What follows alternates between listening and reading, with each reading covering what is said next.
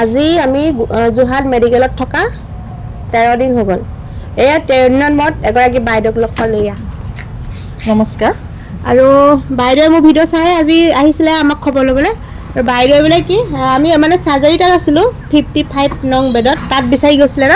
মই 7টা বজাতে আহোঁ, আমি পেচেণ্ট আছে সেইকাৰণে আহোঁ। 7টা বজাৰ পৰা এওঁলোকক বিচাৰি প্ৰথম চাৰ্জিকেলত বিচাৰিলোঁ। চাৰ্জিকেলৰ পৰা তোমাৰ চিনি পাওঁ কাৰণে চাই ফুৰিছোঁ, কাকো সোধা নাই। তাৰপিছত লাষ্টত অৰ্থত পাইছোঁগৈ। বহুত দেৰি মূৰত পাইছোঁ দেই, 2 ঘণ্টা 1.5 ঘণ্টামান হৈ গ'ল, তাৰপিছত পাইছোঁগৈ অলপ। এতিয়া মানে বাইদেউৰ মানে হাজবেণ্ড মানে 2টা কিডনী বিকল হ'ল ন? 2টা কিডনীয়ে বেয়া হৈ আছে। মানে মই আজি এনেকুৱা পেচেণ্ট মই আজি দেখিছোঁ যিটো ৰুমত মানে তেওঁলোকে ডায়েলিচিছ কৰি থাকে। আৰু বাইদেৱে মানে বহুত জীৱনৰ লগত বহুত সংগ্ৰাম কৰিছে। আমি এতিয়া 13 দিনত মানে ভাইটিৰ লগত যিটো মানে যুদ্ধ কৰিছোঁ, মানে আজি ভাইটিক মানে ট্ৰিটমেণ্ট কৰা যিটো যুদ্ধ, যিটো মানে অভিজ্ঞতা, যিটো দুখ, কিন্তু তাতোতকৈ বাইদেউৰ জীৱনত তাতোতকৈ ডাঙৰ এটা সংগ্ৰাম। আৰু আজি যিটো ডায়েলিচিছ কৰা যিটো ৰুমটোত বাইদেউ লৈ গ'ল দাদাক দেখুৱাবলৈ, মানে এনেকুৱা এটা অনুভৱ হৈ গ'ল যিটো অনুভৱ মানে মোৰ ইয়াত হৈ আছে, কিন্তু আপোনালোকক বুজাব নোৱাৰোঁ। মানুহে জীৱনৰ লগত কিমান যুঁজিব লগা হৈছে জীয়াই থাকিবৰ কাৰণে, আৰু সেই বাইদেউৰ আজি অভিজ্ঞতা আপুনি কওকচোন। মই সেইখিনি আজি 2.5 বছৰৰ পৰা ভুগি আছোঁ তেওঁ ডায়েলিচিছ পৰ্যায়ৰ পৰা, কিন্তু তাতকৈ আগত আমাৰ 5 বছৰমান মিনিমাম হৈ গ'ল আমি ডিব্ৰুগড়ত ট্ৰিটমেণ্ট কৰাই আছিলোঁ।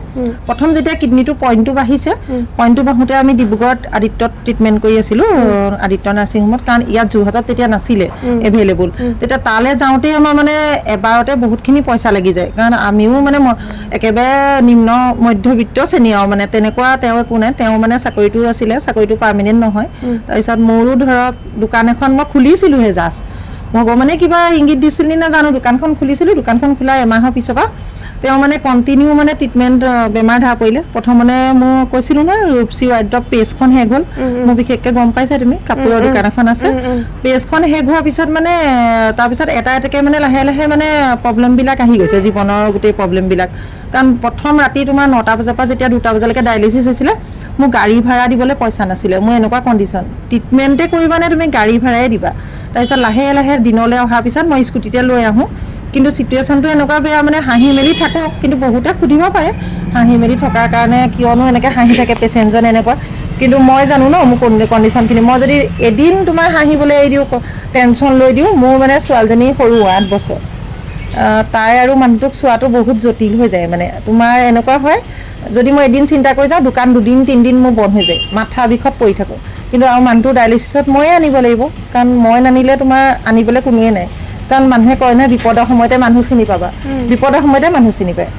আৰু বহুতখিনি ছাপোৰ্ট পাইছোঁ দেই, মেডিকেলৰ পৰাও বহুতখিনি ছাপোৰ্ট পাইছোঁ। মানে কি লাগে ধৰক, কি এতিয়া ডায়েলাইজাৰৰ পৰা ধৰি ধৰক যোনখিনি বস্তু তেনেকৈ কিছুমান কিনিব লগা হয়, কিছুমান বাকী কৰাটো ফ্ৰী হয় মেডিকেলত, ডায়েলিচিছ প্ৰচেছটো ফ্ৰী হয়, বাকীখিনি আমি কিনো যোনখিনি কিনিব লাগে মেডিচিনৰ পৰা ধৰি। কিন্তু অকলে বহুত জটিল এই বেমাৰটো, যাতে মই মানে ভগৱানক এটাই চিন্তা কৰোঁ, মানে আন কাৰো নহওক, মানে যাৰ হৈছে মানে নিজে গোটেই পেচেণ্টখিনিয়ে গম পায় মানে পৰিস্থিতিটো, কাৰো নহওক মানে এইটো বেমাৰ, যাতে এনেকুৱা এটা বেমাৰ হ'লে হওক মানে ভাল হৈ যায় বেমাৰটো, মানে ভাল হৈ যোৱা বেমাৰ চান্স এটা থাকিলে ভাল। কাৰণ ফাৰ্ষ্ট টাইমতে মই কিডনীটো দিম বুলি ভাবিছিলোঁ, মোৰটোৱে তেওঁটোৱে মানে ছেইম বি পজিটিভ হয়। তাৰপিছত দেখিলোঁ যিমান পেচেণ্টক দিছে সিমান পেচেণ্টৰ দেখোন একো ৰিকভাৰী হোৱা দেখাই নাই। কাৰণ মোৰ মাৰ হৈছিলে আগতে, মাৰ চেঞ্জ নকৰিলোঁ এটা কাৰণে, মামাৰ সলাইছিলে, মামীয়ে দিছিলে। তাৰপিছত মামী ভাগৰ কিডনীত দিও মামা মানে নাবাছিলে, 3 মাহমানহে থাকিলে। সেইকাৰণে মানে এতিয়া কি কৰিম উপায়ে পোৱা নাই মানে, আৰু চেঞ্জ কৰিবলৈও টকা পইচাও বহুত লাগে, সেইখিনিও মানে পৰা নাই ন, সেইখিনিও আকৌ পাৰিব লাগিব নহয়। কাৰণ ইমানখিনি পইচা পাতি মই নোৱাৰোঁ, মানে মই যেনে তেনে ঘৰখন চলাই আছোঁ। ডায়েলিচিছত মানে কেনেকুৱা হয় তোমাৰ, এতিয়া ডায়েলিচিছ যেতিয়া 2টা কিডনী বেয়া হৈ যায়, মানে আমাৰ মানুহজনৰ 41 years হৈছে এতিয়া, কিন্তু তাৰ উপৰি মানে 14 বছৰ 24 বছৰ এনেকুৱা পেচেণ্টো আছে, 16 বছৰ, ইমান সৰু ইমান সৰু 3 বছৰ পেচেণ্টো মানে দেখিছোঁ। মানে এনেকুৱা পেচেণ্ট, মানে এইটো বেমাৰ মানে বয়সৰ লগত কোনো কথা নহয়, মানে যেতিয়া হয় পটককৈ হৈ যায়, মানে কিছুমানৰ জেনেটিক হয়, কিছুমানৰ ধৰা চুগাৰৰ পৰা হয়, এইটো মানে প্ৰব্লেমটো তেনেকুৱাই। আৰু এতিয়া দাদা ভাগৰ মানে এনে কি কাৰণে হোৱা নিচিনা লাগিছে? আমাৰ তেওঁ গম নাপায় তেওঁ যে চুগাৰ আছিলে। তেওঁ 15 বছৰ হৈ গ'ল ডক্তৰে বায়পচি কৰোঁতে সোমাওঁতে ডক্তৰৰ মতে বায়পচি কৰিব নোৱাৰিলে, কিডনীকেইটা একেবাৰে সৰু হৈ গ'ল মানে। ইমানকণো মানে কাটি পেলাই তেওঁলোকে বায়পচি কৰিব নোৱাৰে মানে। ICUত ভৰাই কেঞ্চেল হ'ল সেইটো অপাৰেশ্যন। তাৰপিছত বায়পচি কৰিব নোৱাৰিলে, ডক্তৰে ক'লে আৰু 15 বছৰ বোলে তেওঁ চুগাৰ হৈ গ'ল। তেওঁ প্ৰব্লেমটো মানে গমেই নাপালে, ডক্তৰ ওচৰলৈ নাহিলে। 15 বছৰ যে চুগাৰ আছিলে তেওঁ গম নাপায়। মোৰ বিয়াৰ আগৰ পৰা তেওঁ চুগাৰ আছিলে, তেওঁ সেইটো গম নাপায়।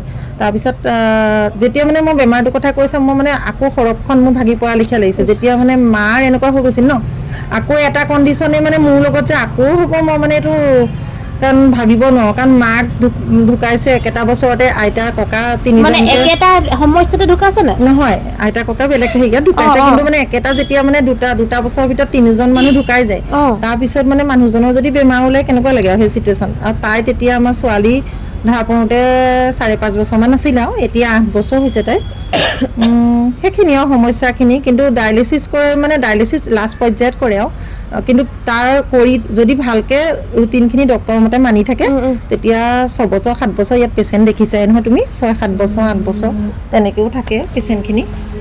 খালি মানে কি নিয়ম মতে যেনেকৈ ডায়েলিচিছ দিয়ে, ডক্তৰে বোলে 2 দিন দিছে 3 দিন দিছে, ডায়েলিচিছটো কৰিলে কোনো বেয়া নহয়।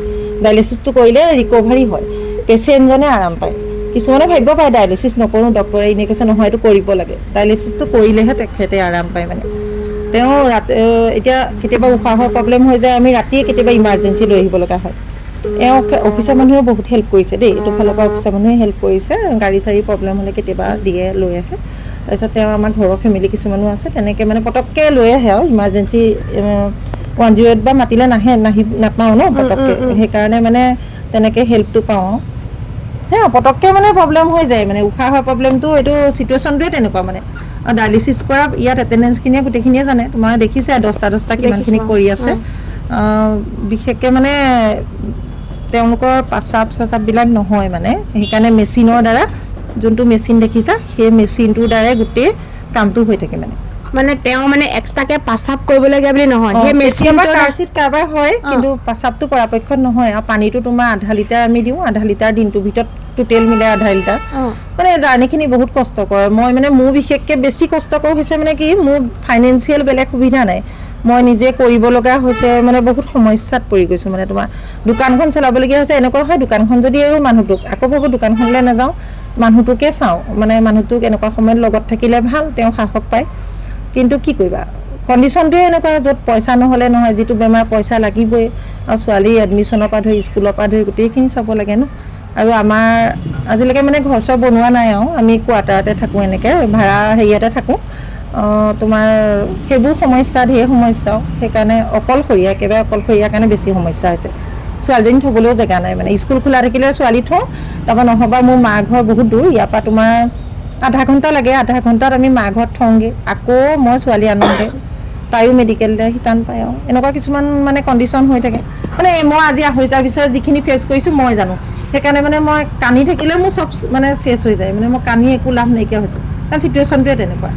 আজি 5টা বছৰে যিটো ভুগি আছোঁ ন, মানে কান্দি থাকিলে সমাধান নহয়। যদি কিবা এটা সমাধান হ'লহেঁতেন, তেতিয়া মানুহে কান্দি সমাধান কৰিলেহেঁতেন।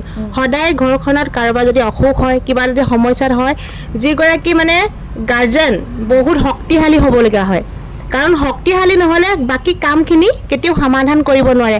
আৰু যদি বাইদেউ যদি মানে হাজবেণ্ডৰ এনেকুৱা অৱস্থা হোৱাত কান্দি থাকিলেহেঁতেন, মানে হাজবেণ্ডৰ মানে যিটো অসুখ, তেওঁ কষ্ট পোৱাৰ লগতে তেওঁ মানে শাৰীৰিকভাৱে তেওঁ কষ্ট পালেহেঁতেন, মানসিকভাৱে কষ্ট পালেহেঁতেন, শৰীৰটো দুৰ্বল হ'লহেঁতেন আৰু ভাগি পৰিলহেঁতেন। আৰু ট্ৰিটমেণ্টটো মানে বাইদেৱে নকৰা হ'লেনো কৰিবলগীয়াটো মানুহ নাই ন।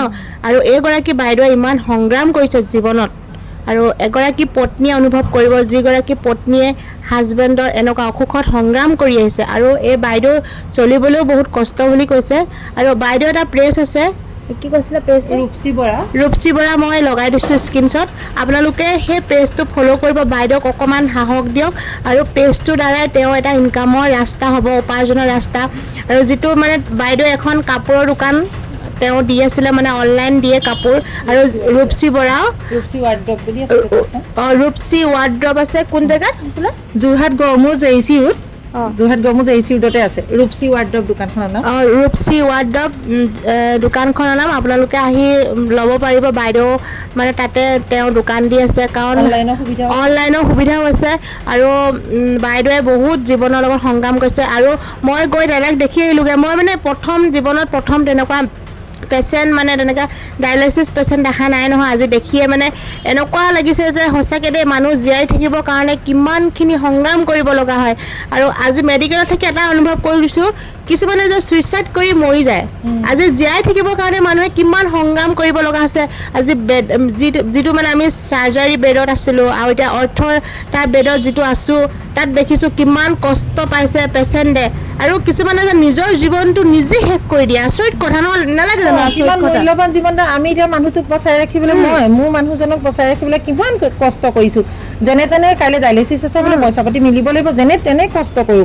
মই আনকি মেডিকেলতো ডেলিভাৰী দিওঁ দেই যদি কাপোৰ কাৰোবাক লাগে ডেলিভাৰী দিওঁ মই অনলাইন আগতে বহুত অৰ্ডাৰ পাইছিলোঁ যেতিয়া ৰূপসী ৱাৰ্ডৱ পেজখন আছিলে কিন্তু চোৱাচোন কিমান মানুহ এনেকুৱা অন্যায় কৰিব পাৰে পেজখন মোৰ হেক কৰি পেলালে পেজখন হেক কৰি মানে বেয়া নাম এটাই ৱৰ্ড দি থৈছে মানে মই এতিয়া সেই পেজখন মোৰ মোবাইলত নোলায় কিন্তু সেইটো মোৰ মোবাইলত মানে মই চালে নোলায় তোমাৰ মোবাইলত ওলাব বা বেলেগৰ মোবাইলত ওলায় কিন্তু এতিয়া আকৌ মই নতুনকৈ ক্ৰিয়েট কৰিছোঁ ৰূপসী বৰাটো নতুনকৈ ক্ৰিয়েট কৰিছোঁ কিন্তু এইটো মই ছাপোৰ্ট পোৱা নাই কিন্তু তথাপিও উপায় নাই মানুহৰ বেয়া দিন আহিলে চব ফালৰ পৰা আহেনে এতিয়া মোৰ চিটুৱেশ্যনটো তেনেকুৱা হৈ আছে মোৰ অনলাইন অৰ্ডাৰ নহা হ'ল অফলাইনত যোনকেইটা কাষ্টমাৰ পাওঁ সেইখিনিয়ে মানে মিলাবলৈ দিগদাৰ হৈ যায় ধাৰো লাগি যায় আৰু এনেকৈ আজিলৈকে মই মোৰ পেজত মানে এনেকৈ পাব্লিচিটি কৰা নাই মেডিকেল অহাটো কথা কওঁ কিন্তু মানুহজনক দেখুওৱা নাই ইমানখিনি তেওঁ বেয়া পাব পাৰে সেইখিনি ইমানখিনি মই দেখুওৱা নাই নিজে কষ্ট কৰি আছোঁ যদি নোৱাৰোঁ আৰু তেতিয়া হাত দাঙিব লাগিব কিন্তু এতিয়ালৈকে পৰাপক্ষত দিনটো কষ্টই কৰোঁ মেডিকেলৰ পৰা গৈ আকৌ দোকান খোলোঁগৈ কষ্ট কৰক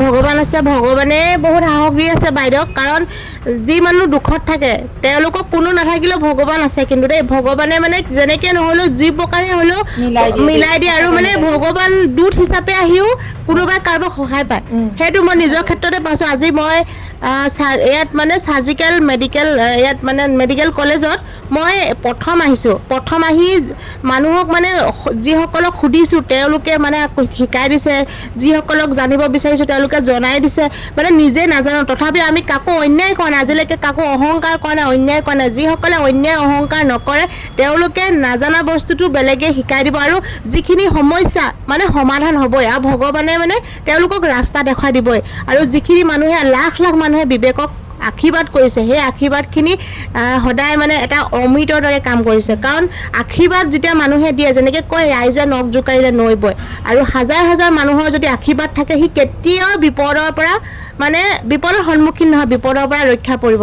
মই সকলোকে এটা অনুৰোধ কৰিব বিচাৰিছোঁ মোৰ মানুহজনকো যাতে সুস্থ হ'বলৈ সকলোৱে আশীৰ্বাদ কৰে কাৰণ আঢ়ৈটা বছৰে মই এটা বছৰমান চকুপানী টুকিয়ে কটালোঁ কাৰণ একো লাভ নহ'লে মোৰ বহুত অভাৱ হৈ গ'ল দোকান চোকান বন্ধ আছিলে মই সকলোকে আপোনালোকক ৰিকুৱেষ্ট কৰিব বিচাৰিছোঁ মোক ফাইনেন্সিয়েল একো সহায় কৰিব নালাগে আপোনালোকে যাতে মোক দোকানলৈ কোনোবা যদি অকণমান হেল্প কৰিব বিচাৰে কাৰণ 50 টকা 100 টকাৰ পৰা মই কাপোৰ কানি দিছোঁ 200 টকাত জোৰ কাপোৰ দিছোঁ তেনেকুৱা দৰেও যদি সহায় কৰিব বিচাৰে কৰিব পাৰে আৰু আশীৰ্বাদ দিব সকলোৱে মেইন আশীৰ্বাদটো দিবচোন মানুহজন যাতে সুস্থ হৈ থাকক মোৰ লগত সদায় থাকক সকলোৱে আশীৰ্বাদ কৰিব কাৰণ আশীৰ্বাদটো মানে আমাৰ সদায় লাগে নহয় জানো আৰু এই দাদা মানে যিটো মই কণ্ডিশ্যন দেখিলোঁ ডায়েলিচিছ ৰুমত গৈ মোৰে বহুত বেয়া লাগিলে কাৰণ আমি সকলো মানুহে মানুহৰ বাবে নহয় জানো আমিনো জীয়াই থাকিম কিমান দিন নহয় জানো মানুহে মানুহক যদি সহায় নকৰে কোনে কাক সহায় কৰিব সেই গতিকে মানে টকা পইচা দি সহায় নকৰিলেও অন্ততঃ আপোনালোকে আশীৰ্বাদ কৰক আৰু তেওঁ বাইদেউ দোকানখনলৈ যিসকল ওচৰ চুবুৰীয়া বা যিসকল প্ৰয়োজনীয় সামগ্ৰী বাইদেউ দোকানলৈ আহকচোন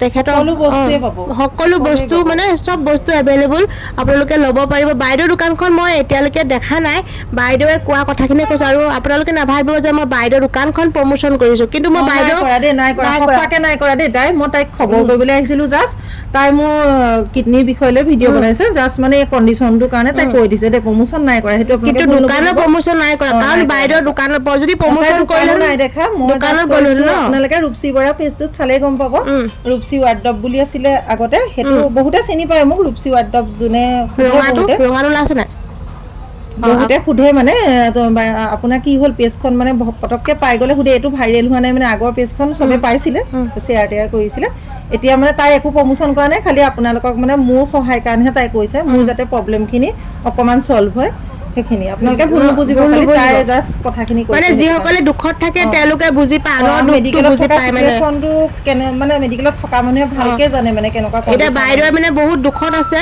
বাইদেউ মানে হাঁহি আছে, তথাপিও ভিতৰি ইমানেই দুখ, নিজৰ হাজবেণ্ড যদি এনেকৈ ডায়েলিচিছ কৰি থাকিব লগা হয় কিমান দুখ গম পায় নে? কাৰণ তেখেতে মৃত্যুৰ লগত যুঁজি আছে।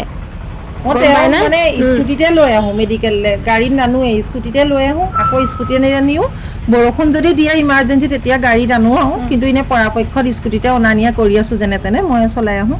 কাৰণ উপায় নাই ন, আমাৰ লেখীয়া মানুহৰ কাৰণে বহুত দিগদাৰ। কাৰণ মোৰ গাড়ীখন আছিলে, নাইকিয়া নহয়, বিকি দিলোঁ মানে। এই তেওঁ চিটুৱেশ্যন যেতিয়া ডিব্ৰুগড়ত ট্ৰিটমেণ্ট কৰি আছিলোঁ, এবাৰতে তোমাৰ 30,000 মানৰ মিনিমাম চুই যায়। সেইকাৰণে মানে গাড়ীখন কমতে বিকি দিবলগীয়া হ'ল। বিকি তেনেকৈ ট্ৰিটমেণ্ট কৰিছোঁ, চব মানে কৰি মেলি আজৰি আৰু। এতিয়া মোৰ ওচৰত একো নাই মানে, মাটি সম্পত্তি একো নাই, জাষ্ট কৰি আছোঁ, খাই আছোঁ, এনেকুৱা মানে। সেইকাৰণে আপোনালোকৰ পৰা সহায় বিচাৰিছোঁ মানে, যাতে দোকানখনৰ পৰা কোনোবাই যদি ল'ব পাৰিব। একেবাৰে ল' প্ৰাইজত সকলো বস্তু দি আছোঁ মানে, নিজে দেখিলে পেজলৈ গ'লে গম পাব মানে, বহুত কম প্ৰাইজত দি আছোঁ।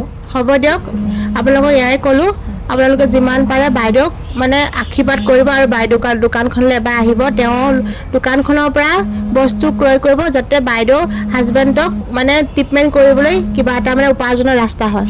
ধন্যবাদ।